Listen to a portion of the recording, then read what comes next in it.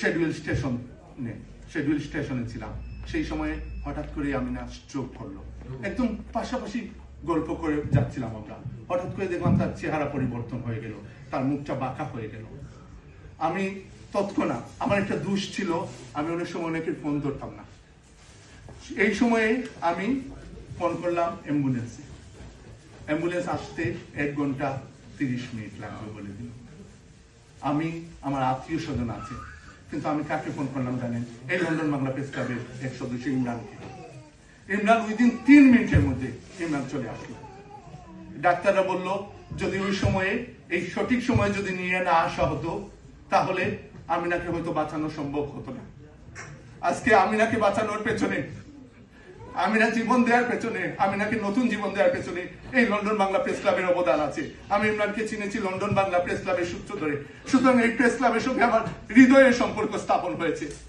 আমিনা এতটাই অসুস্থ ছিল, ডাক্তার বলে দিয়েছিল আসার সময় যে আমিনা হয়তো আর জীবনে কখনো হাঁটতে পারবে না। আমিনা বেডে পড়ে থাকে।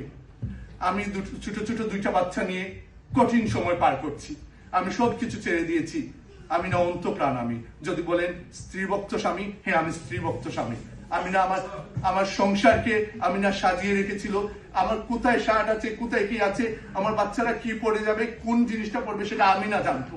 সেই আমিনা যখন চলে গেল, উলট পালট হয়ে গেল। তখন আমার বড় মেয়েটা, যে মেয়েটা সারাদিন শুয়ে থাকে, তাকে কিছু বললে সে 1 গ্লাস পানি পর্যন্ত খায় না যদি আপনি পানিটাকে না দেন, সেই মেয়েটা দেখলাম সকালে উঠে আমার ছোট মেয়েটাকে স্কুলের জন্য রেডি করে দিচ্ছে।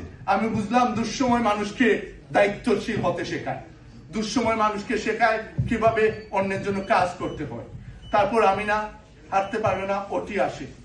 ওটি প্রতিদিন আসে, ওটি আসে আর আমিনা বলে আমাকে একটু হাঁটাও, আমাকে একটু হাঁটাও। ওটি বলে, ওটিদের ওই সুযোগটা নাই। প্রায় 6 মাস পরেই হয়তো বা ওটিরা বললো ওকে আজ তোমাকে হাঁটাবো। আমার বাসার থেকে লিফটটা হচ্ছে মাত্র 1 মিনিটের দূরত্ব। সেই দূরত্ব পার হতে আমিনা 30 মিনিট লেগেছে। 2 জন মানুষ তাকে ধরে ধরে নিয়ে গেছে। তারপর তাকে আর ফেরত আনার ওই সাহসটুকু তাদের ছিল না। তারপরে আমি যে জিনিসটা হলো, আমি হুইল চেয়ারটা নিয়ে গেলাম, হুইল চেয়ারে করে আমিনাকে নিয়ে আসলাম। তখন আমিনা অনেক কান্না করছিল এবং বলছিল সাহেব আজকে আমি পা দিয়েছি, যেহেতু আমি মাটিতে পা দিয়ে ফেলেছি, আমি আবার হাঁটবো। আমিনা এখন হাঁটছে, শুধু হাঁটছে না, আমিনা এবার কাউন্সিলর পদে প্রার্থী হচ্ছে লেবার পার্টির থেকে। এই যে আমিনা আমাকে দেখিয়ে দিয়েছে আপনি যদি পা ফেলেন হাঁটতে পারবেন, আপনি যদি পা ফেলেন হাঁটতে পারেন। এই যে আমার পা ফেলা, এই যে লন্ডন বাংলা প্রেস ক্লাবে আমি পা ফেলে দিলাম, এটা সাহস জুগিয়েছে আমিনা। আমিনা তোর প্রতি বিনম্র কৃতজ্ঞতা, সে আমার সহপাঠী। এবং যে জিনিসটা হলো, আমরা সমস্যায় ভুগছিলাম, আমাদের প্যানেলটা খুব একটা শক্তিশালী অবস্থানে ছিল না। আজকে আপনারা আমাদের সব আপনজন, আপনাদের কাছে গোপন করার কিছু নেই, আপনারা আমাদের প্রশ্ন করবেন। আমাদের প্যানেলটা একটু জটিল পজিশনে ছিল।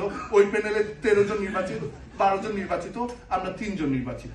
আমাদের পায়ের নিচে মাটি ছিল না। যখন সম্ভবত রিজভি প্রথম বলেছিল সায়েম ভাই আপনি কেন প্রেসিডেন্ট হচ্ছেন না, থ্যাংক ইউ রিজভি সাহস দেওয়ার জন্য।